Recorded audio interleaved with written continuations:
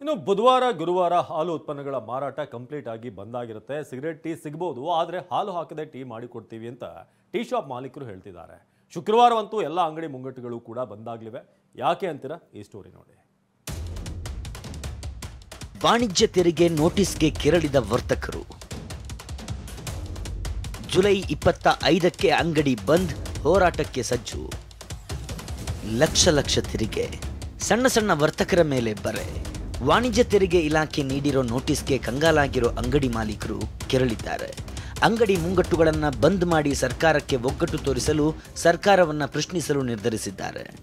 July 23ರಿಂದ July 25ರವರೆಗೆ ಹಂತ ಹಂತವಾಗಿ ಅಂಗಡಿ ಬಂದ್ ಮಾಡಲಾಗುತ್ತೆ. ಹೀಗಾಗಿ ಕಾರ್ಮಿಕ ಪರಿಷತ್ ಪ್ರತಿ ಅಂಗಡಿಗೂ ತೆರಳಿ ಕರಪತ್ರ ನೀಡುತ್ತಿದೆ. ಬಂದ್ಗೆ ಬೆಂಬಲಿಸಿ ಮನವಿ ಮಾಡ್ತಿದೆ.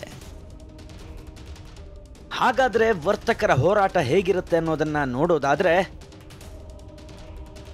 ವಾಣಿಜ್ಯ ತೆರಿಗೆ ಇಲಾಖೆ ಪ್ರಶ್ನಿಸಲು ಬೀದಿಗಿಳಿಯಲಿರುವ ವರ್ತಕರು ಬೃಹತ್ ಹೋರಾಟಕ್ಕೆ ಮುಂದಾಗಿದ್ದಾರೆ. ಜುಲೈ 25ರಂದು ಅಂಗಡಿ ಮುಂಗಟ್ಟು ಬಂದ್ಗೆ ವ್ಯಾಪಾರಸ್ಥರು ನಿರ್ಧರಿಸಿದ್ದಾರೆ. ಅದಕ್ಕೂ ಮುನ್ನ ಜುಲೈ 23 ಮತ್ತು 24ರಂದು ಹಾಲು ಮಾರಾಟ ಬಂದ್ ಮಾಡಿ ಕಪ್ಪು ಪಟ್ಟಿ ಧರಿಸಿಕೊಂಡು ಹಾಲು ಇಲ್ಲದೆ ಕಾಫಿ ಟೀ ಮಾರಾಟ ಮಾಡಲು ನಿರ್ಧರಿಸಿದ್ದಾರೆ. ಜುಲೈ 23, 24ರಂದು ಹಾಲು ಹೊರತುಪಡಿಸಿ ಉಳಿದ ವಸ್ತುಗಳ ವ್ಯಾಪಾರ ಮಾಡಲು ನಿರ್ಧರಿಸಿದ್ದಾರೆ.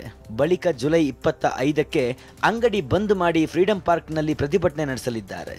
ಪ್ರತಿಭಟನೆಯಲ್ಲಿ ಬೇಕರಿ, ಕಾಂಡಿಮೆಂಟ್ಸ್, ಕಾಫಿ, ಟೀ ಶಾಪ್ನ ಮಾಲೀಕರು, ಸಣ್ಣ ಪುಟ್ಟ ವ್ಯಾಪಾರಿಗಳು ಮತ್ತು ಅವರ ಕುಟುಂಬದವರು ಭಾಗಿಯಾಗಲಿದ್ದಾರೆ. 23 ಮತ್ತು 24ನೇ ತಾರೀಕು ಸಂಪೂರ್ಣವಾಗಿ ಎಲ್ಲ ಅಂಗಡಿಗಳಲ್ಲಿ ಹಾಲು ಉತ್ಪನ್ನಗಳು ಮತ್ತು ಕಾಫಿ ಟೀಯನ್ನು ಬಂದಾಗಿರುತ್ತೆ. ಕಾಫಿ ಟೀ ಮಾಡೋದೇ ಹೋದಾದರೂ ಕೂಡ black tea, black lemon tea ಈ ರೀತಿ ಹಾಲು ಹಾಕದೇನೆ ಮಾಡುವಂಥದ್ದಿರುತ್ತೆ. 25ನೇ ತಾರೀಕು ಪ್ರತಿಯೊಬ್ಬರು ತನ್ನ ಸ್ವಯಂ ಪ್ರೇರಿತವಾಗಿ ಅಂಗಡಿಗಳ ಮುಂಗಟ್ಟುಗಳನ್ನು ಬಂದ್ ಮಾಡಿ ಜುಲೈ 25ರ ಬಂದ್ಗೆ ಅಂಗಡಿ ಮಾಲೀಕರು ಬೆಂಬಲ ಕೊಡ್ತೀವಿ ಅಂತ ಹೇಳ್ತಿದ್ದಾರೆ. ಇದು ಬೆಂಬಲ ಇದೆ ಸರ್, ಯಾಕಂದ್ರೆ ಇದು ಆನ್ಲೈನ್ ಅಂತೆಲ್ಲ ಆನ್ಲೈನ್ ಮಾಡಿ ಇವಾಗ ಎಲ್ಲರಿಗೂ ಈಸಿ ಮಾಡ್ಬಿಟ್ಟು ಏನ್ ಮಾಡಿದ್ದಾರೆ, ಇಂಥ ಟ್ಯಾಕ್ಸ್ ಕಟ್ಟಬೇಕಂತ ಹೇಳಿದ್ರೆ ಎಲ್ಲಿಂದ ಕಟ್ತಾರೆ ಜನಗಳು. ಸಂಪೂರ್ಣ ಬೆಂಬಲ ಇದೆ ನಮಗೆ ಇದಕ್ಕೆ. ಹೌದು, ಬಂದ್ ಮಾಡೇ ಮಾಡ್ತೀನಿ ಖಂಡಿತ. ಒಂದಿನ ಅಲ್ಲ, ಒಂದು ವಾರ ಮಾಡೋದ್ರು ಮಾಡ್ತೀವಿ. ನಮ್ಮ ಬೆಂಬಲ ಇದೆ. ಇದು ಎಲ್ಲ ಬೇಕರಿಗಳಿಗೂ ತೊಂದರೆ ಆಗ್ತಾ ಇದೆ. ಅದರಿಂದ ನಮ್ಮ ಎಲ್ಲ ಕಾಂಡಿಮೆಂಟ್ಸ್ಗಳು ನಮ್ದು ಬೆಂಬಲ ಇದೆ. ಇದಕ್ಕೋಸ್ಕರ ಕಟ್ಟಕ್ಕೆಲ್ಲ ಆಗುತ್ತಣ. ಇಲ್ಲಿ ವ್ಯಾಪಾರನೇ ಆಗಲ್ಲ. ಅಲ್ಲಿ 43 ಲಕ್ಷ ಎಲ್ಲಿಂದ ಕಟ್ಟಕ್ಕಾಗತ್ತೆ? ಕಟ್ಟಕ್ಕೆಲ್ಲ ಆತಣ ಅಷ್ಟೇ. ಅಂಗಡಿ ಮುಚ್ಚಿಬಿಟ್ಟು 3 ಕಡೆಗೆ ಹೋಗ್ಬೇಕಾಗತ್ತೆ ಅಷ್ಟೇ. ಕೇಂದ್ರ ಸರ್ಕಾರದ ಜೊತೆ ಮಾತನಾಡುತ್ತೇನೆಂದ ಸಿಎಂ. ಈ ಗೊಂದಲದ ಬಗ್ಗೆ ಪ್ರತಿಕ್ರಿಯಿಸಿದ ಸಿಎಂ, ಕೇಂದ್ರ ಸರ್ಕಾರದ ಜೊತೆ ಮಾತನಾಡುತ್ತೇನೆ ಅಂತ ಹೇಳಿದ್ದಾರೆ. ನಾವು ಗೌರ್ಮೆಂಟ್ ಆಫ್ ಇಂಡಿಯಾದ ಜೊತೆ ಮಾತಾಡ್ತೀವಿ. ನಮ್ದೇನಾದ್ರು ಇದ್ರೆ ನಾವು ಕಮರ್ಷಿಯಲ್ ಟ್ಯಾಕ್ಸ್ ಜೊತೆ ಮಾತಾಡ್ತೀವಿ. ರಾಜ್ಯ ಸರ್ಕಾರದ ಕಡೆ ಬೊಟ್ಟು ಮಾಡಿದ ಬಿಜೆಪಿಗೆ ಸಿಎಂ ಡಿಚ್ಚಿ. ಇನ್ನು ಗ್ಯಾರಂಟಿಗೆ ಹಣ ಹೊಂದಿಸಲಾಗದೆ ನೋಟಿಸ್ ಕೊಡ್ತಿದ್ದಾರೆ ಅಂತ ರಾಜ್ಯ ಸರ್ಕಾರದ ವಿರುದ್ಧ ಬಿವೈ ವಿಜಯೇಂದ್ರ ಆರೋಪಿಸಿದ್ರು. ಇದಕ್ಕೆ ತಿರುಗೇಟು ಕೊಟ್ಟಿರೋ ಸಿಎಂ, ಜಿಎಸ್ಟಿ ಕೇಂದ್ರ ಸರ್ಕಾರದ್ದು, ನಮ್ಮ ವ್ಯಾಪ್ತಿಗೆ ಹೇಗೆ ಬರುತ್ತೆ ಅಂತ ಗುಡುಗಿದ್ದಾರೆ.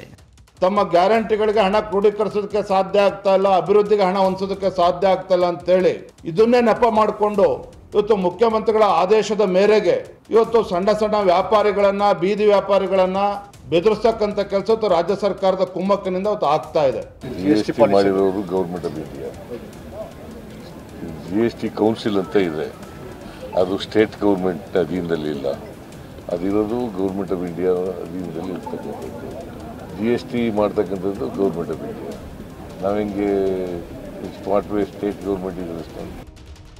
ರಾಜಕೀಯ ಹೋರಾಟ ಏನೇ ಇದ್ರೂ ವ್ಯಾಪಾರಸ್ಥರು ಮಾತ್ರ ನೋಟಿಸ್ ವಿರುದ್ಧ ಸಿಡಿದಿದ್ದಾರೆ. ಆದರೆ ದಾಖಲೆ ಸಮೇತ ಮಾಹಿತಿ ನೀಡಿದ್ರೆ ಲಕ್ಷಾಂತರ ರೂಪಾಯಿ ಟ್ಯಾಕ್ಸ್ ಕಟ್ಟೋ ಅಗತ್ಯ ಇಲ್ಲ ಅಂತ ವಾಣಿಜ್ಯ ತೆರಿಗೆ ಇಲಾಖೆ ಹೇಳ್ತಿದೆ. ಸರ್ಕಾರ ವಾಣಿಜ್ಯ ತೆರಿಗೆ ಇಲಾಖೆ ನೋಟಿಸ್ ಪಡೆದವರ ಗೊಂದಲಕ್ಕೆ ಯಾವಾಗ ತೆರೆ ಎಳೆಯುತ್ತೆ ಕಾದು ನೋಡಬೇಕಿದೆ.